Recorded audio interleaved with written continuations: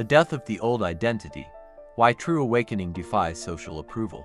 In a world obsessed with validation, likes, and carefully curated personas, there exists a profound truth that many spiritual teachers and psychologists have recognized. Genuine awakening requires the death of the socially constructed self, the comfortable prison of social identity. From birth, we're molded by expectations. Family dynamics shape our earliest sense of self. Educational systems reward certain behaviors while discouraging others. Social media algorithms reinforce our existing beliefs, creating comfortable echo chambers. Corporate cultures define success in narrow terms.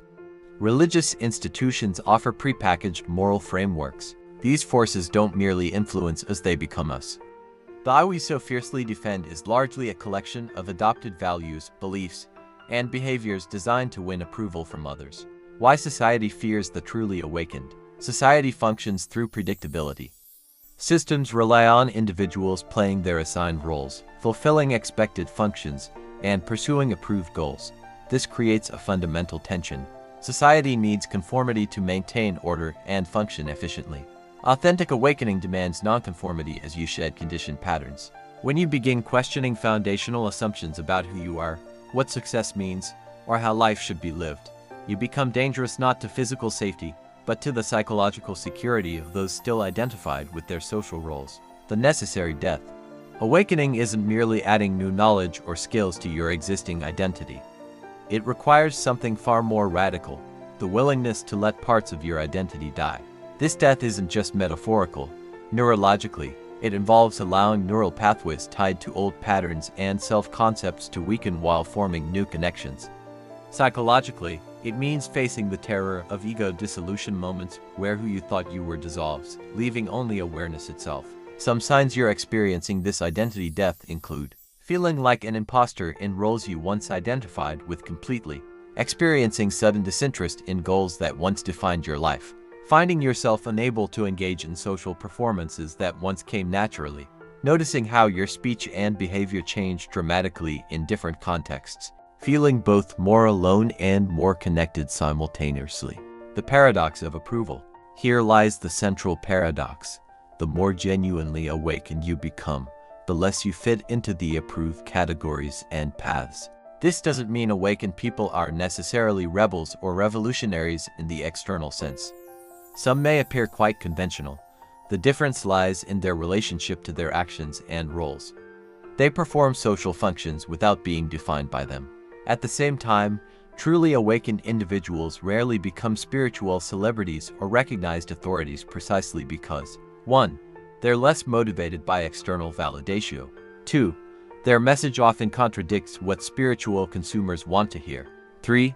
Their authenticity makes them harder to package and market. 4.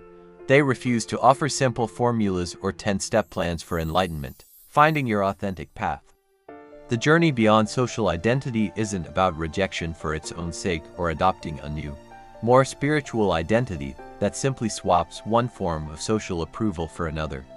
It's about discovering what remains when all the acquired layers are stripped away. Some practices that support this discovery. Meditation, not just for calm, but for witnessing how your identity constantly shifts. Shadow work, facing the parts of yourself you've rejected to gain social approval.